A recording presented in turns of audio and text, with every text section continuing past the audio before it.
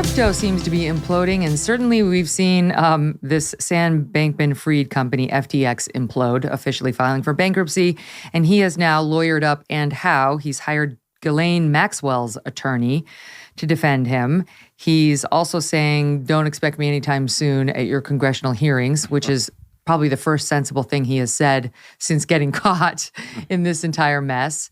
And here's what's interesting to me. I know you're not a lawyer, but as a lawyer, you're an economic expert, so it'd be a good discussion, I think, on this between the two of us.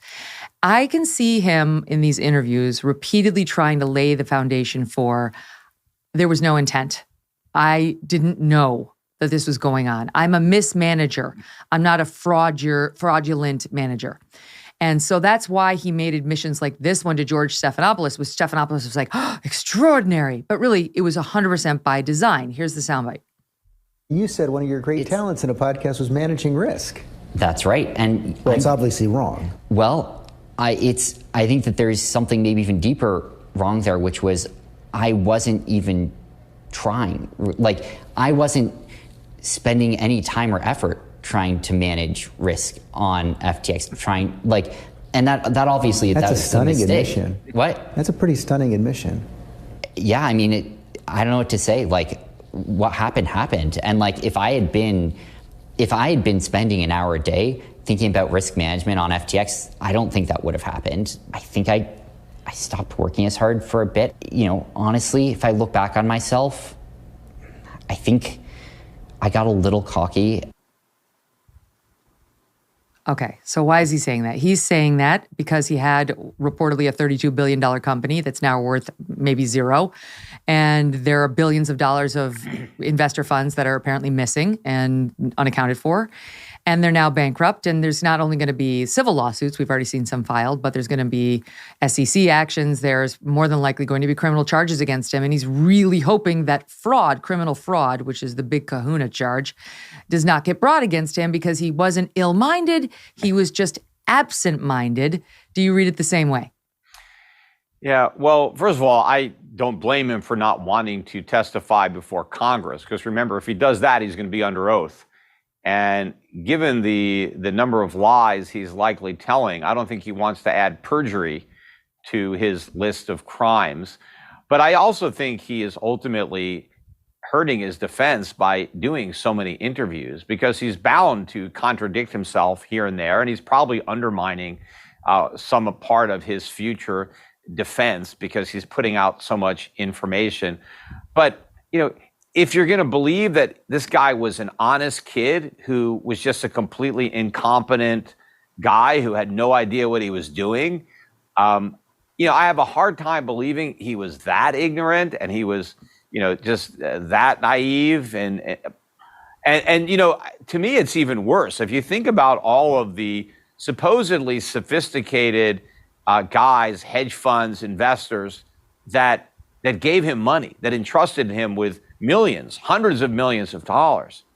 If they really entrusted their money with that much of a fool, I mean, to me, that's even worse than giving it to a con man who at least lied to you and then stole your money.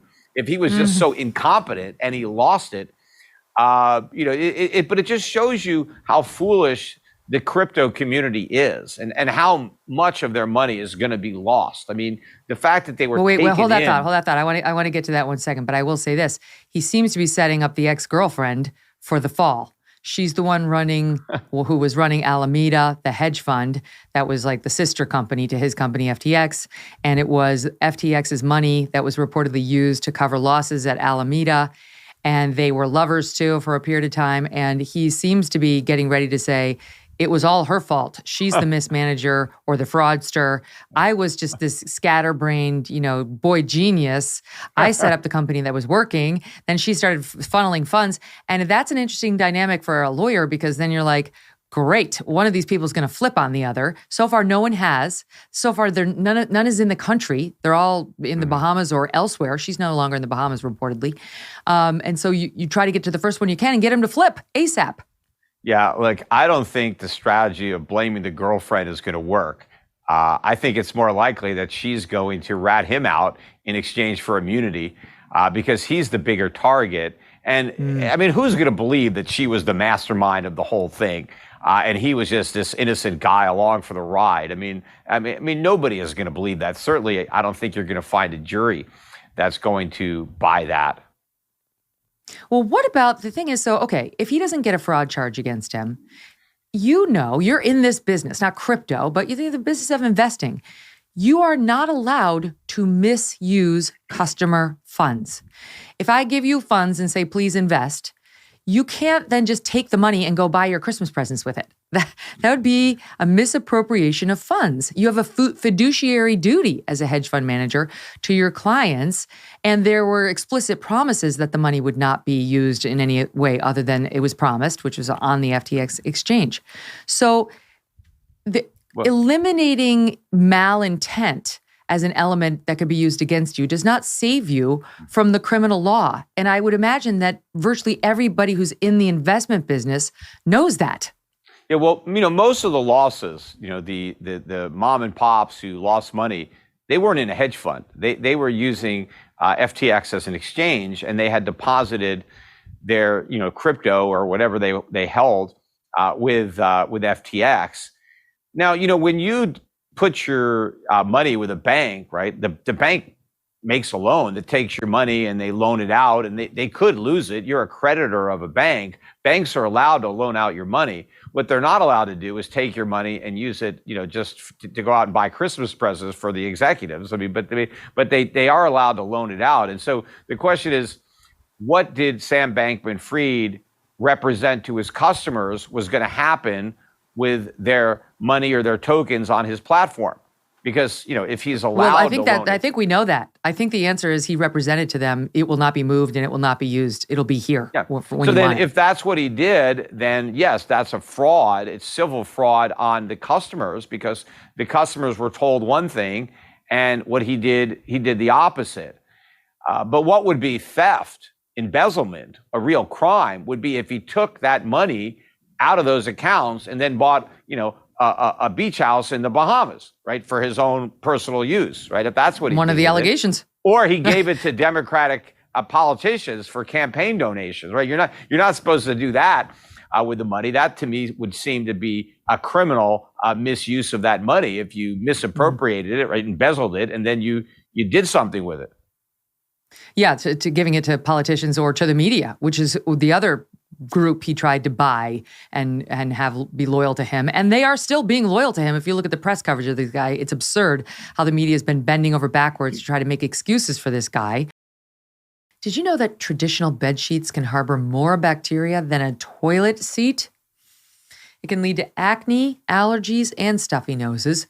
Miracle Brand offers a whole line of self-cleaning, eco-friendly bedding like sheets, pillowcases, and comforters that prevent 99% of bacteria and require 3 times less laundry. Miracle Brand sheets are thermoregulating and designed to keep you at the perfect temperature all night long, so you get better sleep every night. They're also infused with natural silver that prevents 99.9% of bacterial growth. Miracle sheets are the perfect gift for your spouse, friends, or your family. Who doesn't want better sleep and luxurious feeling bed sheets and sheets that don't cause allergies? And since these come with 3 free towels, you get 2 gifts in 1. Stop sleeping on bacteria. Go to trymiracle.com/MK. Trymiracle.com/MK to try it today or gift it to someone special this holiday season. Save over 40% and be sure to use our promo code MK at checkout to save even more and get 3 free towels. And Miracle's so confident in their product, it's backed with a 30-day money-back guarantee as well.